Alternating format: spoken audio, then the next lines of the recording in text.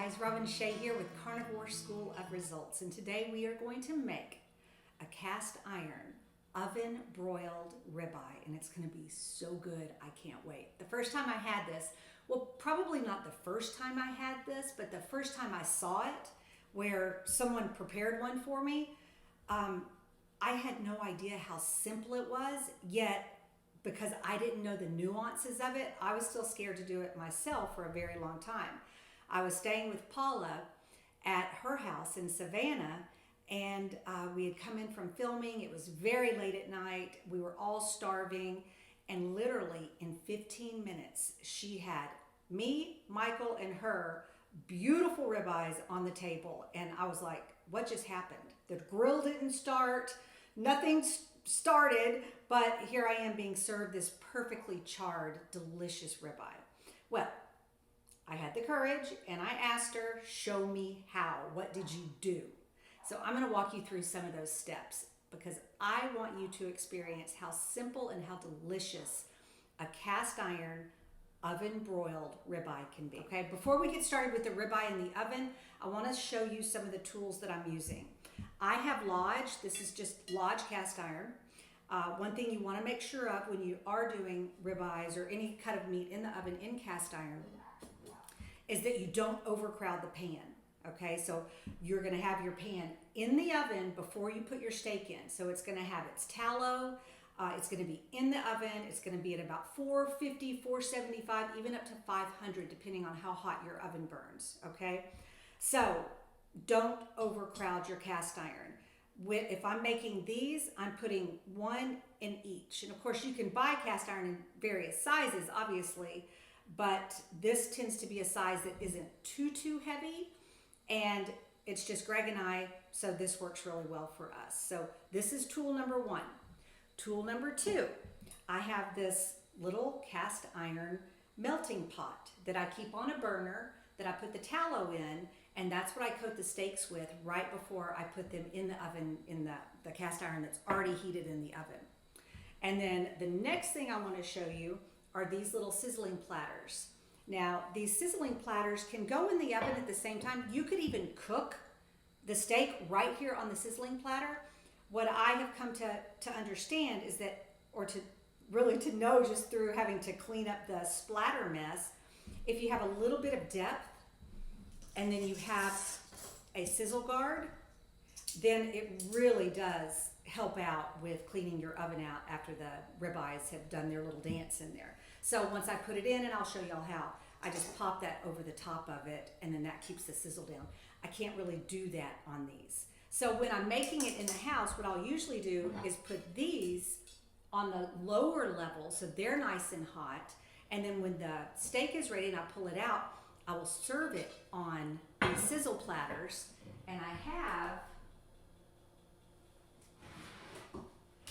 these awesome little wooden trays that I just rest this in, so I'm not working with just a hot sizzle platter. So there are some of the tips. So let's get started. The first thing we're going to do, it's preferable if you can bring your steaks up to about room temperature, especially if they're super thick. These are not super thick. Two are a little thicker than the one in the middle, but they've been sitting out for about 10-15 minutes, so they're going to be fine. This is my tallow. Okay, so I use the Sulu tallow, and I'm going to put a link to that down below. I get this on Amazon, and I buy it in these big containers like this. So you just take the pure tallow. Now the first thing I'm going to do, get me another spoon here, is I'm going to put this tallow right in there, and then what I'm going to need in my actual cast iron is about another good solid tablespoon. You just want it to coat the bottom. You don't want it to swim in it, but you know. And if you have bacon grease or any of those, that'd be fine too. I'll tell you a little tip or a little trick or a little, I guess, reason why. If you're using butter, butter's not going to be able to get quite as hot as the tallow or as a ghee because the butter still has the milk solids in it. You know, I have a recipe for the brown butter bites, and you see how those brown bits get nice and caramelized on the bottom when you're preparing those. So using butter, although it's perfect to finish the steaks off with, it may not be a place that you want to start. Okay, so a tallow would be better or a ghee would be better. They're both super high heat fats to cook with, and they're not going to smoke like the butter because the butter has the solids and the solids tend to burn. Okay, so let's get this all placed in the oven and then we'll come back and prep our steaks.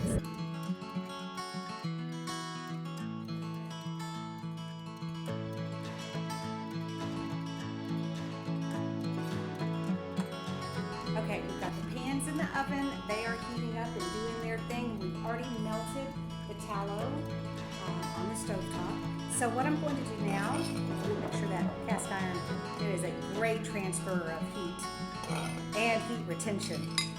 So we have our ribeyes here. These are so beautiful. They are so marbled and just full of all the good stuff. So super, super excited to enjoy these. So we just take a little bit of the tallow and you want to coat both sides. And this is just so your salt will stick, okay? Because we don't want our salt popping off. We're not going to do pepper, we are going to do salt. And this is a Redmond's salt.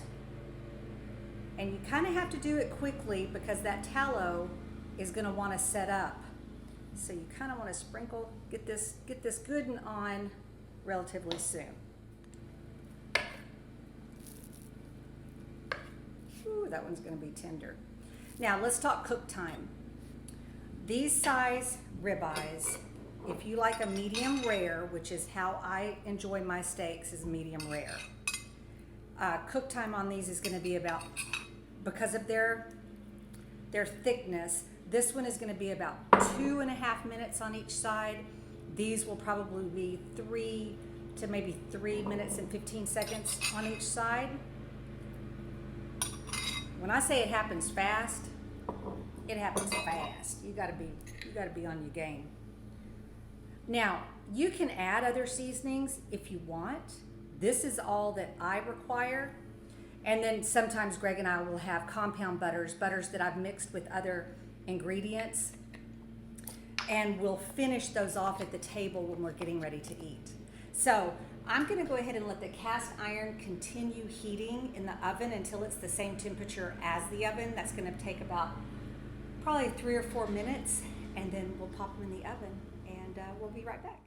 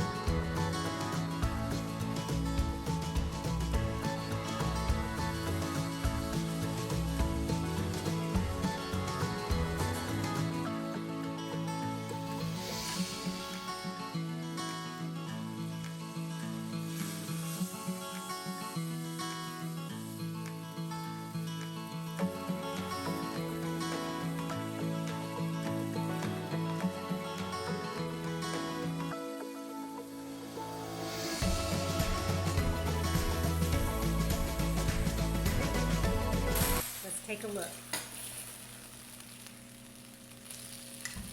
Ah, these are so perfect.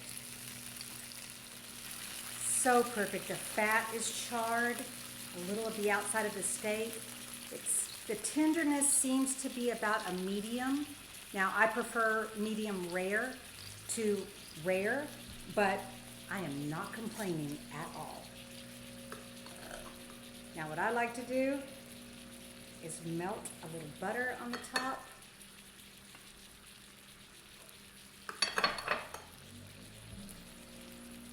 Greg's right outside, he's mowing, so I know that the second he smells this, he will head inside. Like to top mine with a little finishing salt.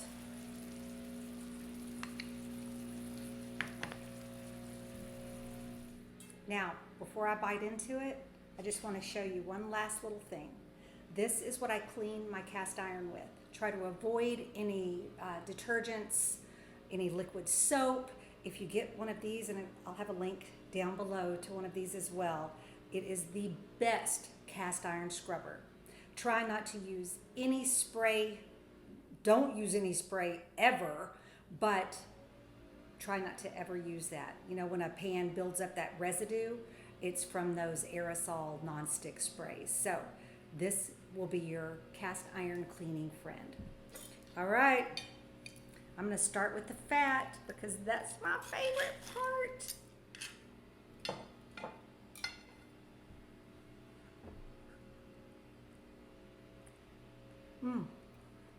Hot. How could anyone ever grow tired of that? Ever. Not in 1,000 years. Not in 1,000 years. Perfect. Absolutely perfect. Guys, it's easy. Give it a try. Let me know if you have any questions.